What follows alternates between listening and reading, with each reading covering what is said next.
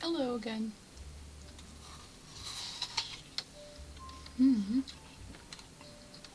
I just want to make the videos a little shorter. Then they turn out more bite size.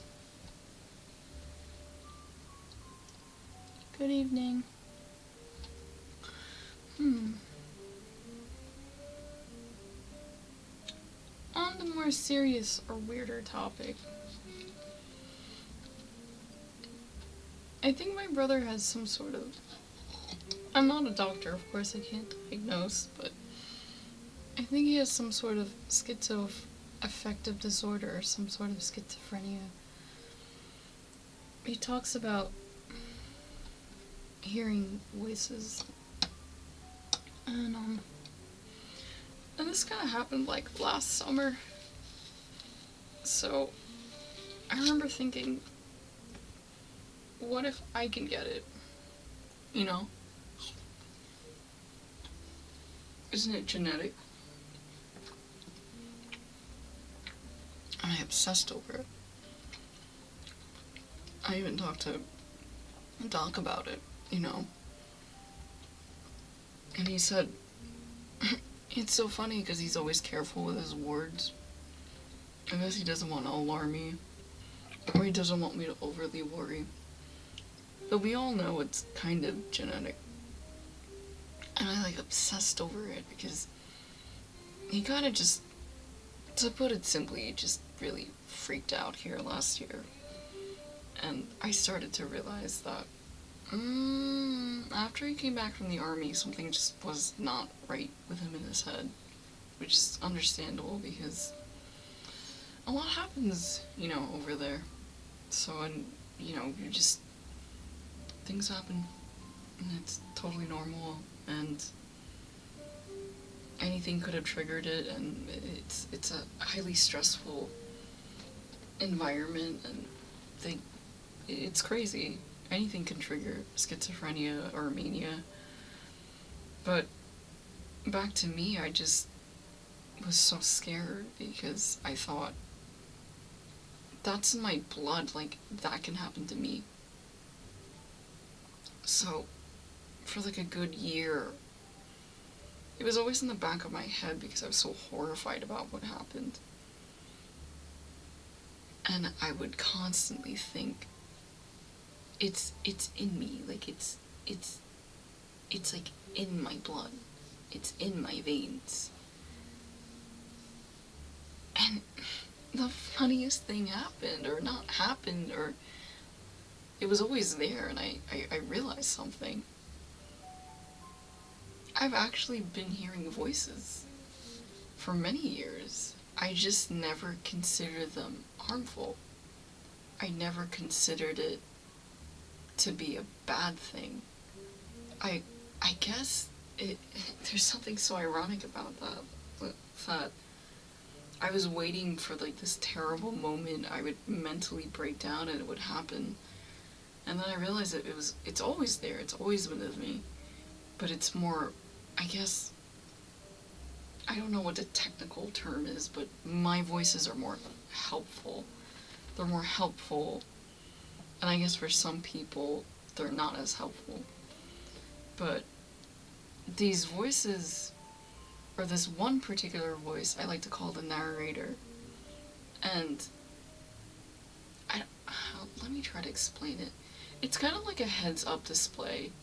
And you know how when you're playing a game and you'll click an object to find out more information, and it will tell you everything about the object. Maybe it comes from a certain region or whatever properties it has, but it just tells you a little description about the item, and you're like, oh, okay. And maybe it has a voice feature, and you just click it, and you're like, oh, I don't care. I didn't even want to hear this. And it's kind of going on. But yes, it's informational, like an encyclopedia. Or it will tell you about the landscape. It will tell you about things, but yeah, I'll just look at the sky, and it kind of sounds like an encyclopedia. God, I sound old. Remember we used to have them in our computers. You had to order them. But And sometimes they would have a voice option on them, but sometimes I would look at the landscape and it would tell me something about the landscape. But again, I thought everyone had voices. You know what I mean? Like, is that internal dialogue or is this schizophrenia? And the only time I realized it was something odd was if I took an edible or I smoked. And that's when I started to realize it's not just internal dialogue. It would kind of, the heads up display, the narrator would like malfunction, I guess. Because then it would start telling me about things I never asked. It would start, normally I would ask like, hey, what's this it's a chicken, I swear. Isn't that weird? Maybe it's because of the frame rate. The eyes look like it's blinking. That's so neat. But anyway, yeah, like, I didn't ask about this chicken, and it might start talking about the chicken. Or, it's kind of like you drop your phone, you're watching YouTube shorts, you drop your phone somewhere, and it's just on the same video, on loop, on loop, and it's just going on and on and on.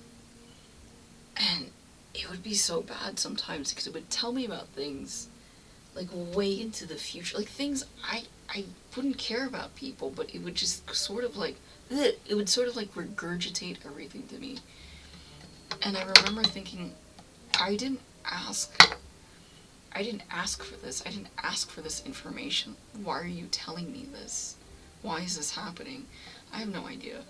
But it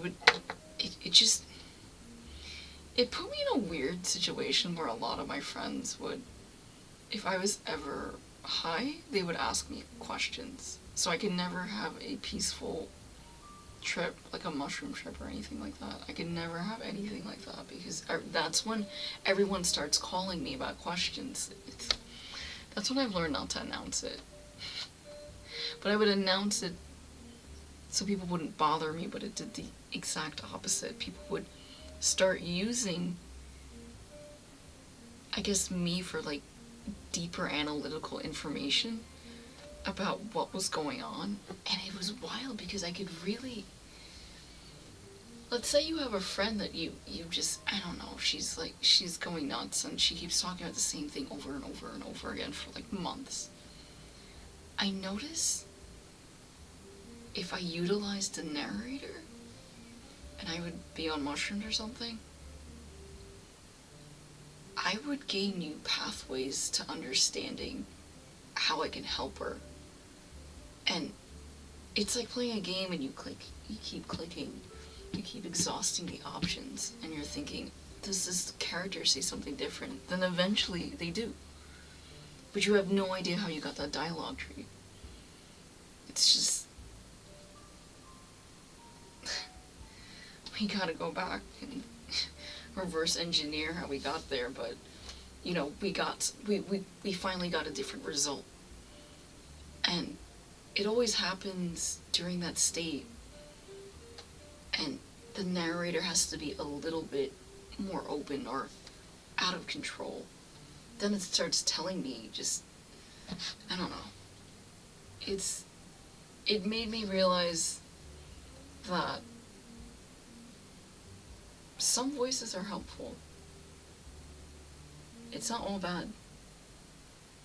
Like, we shouldn't freak out that we're gonna get something and inherit it from our parents and obsess that it's in our blood and we're just gonna be crazy. Or just, sometimes it works in our favor. Sometimes it's helpful.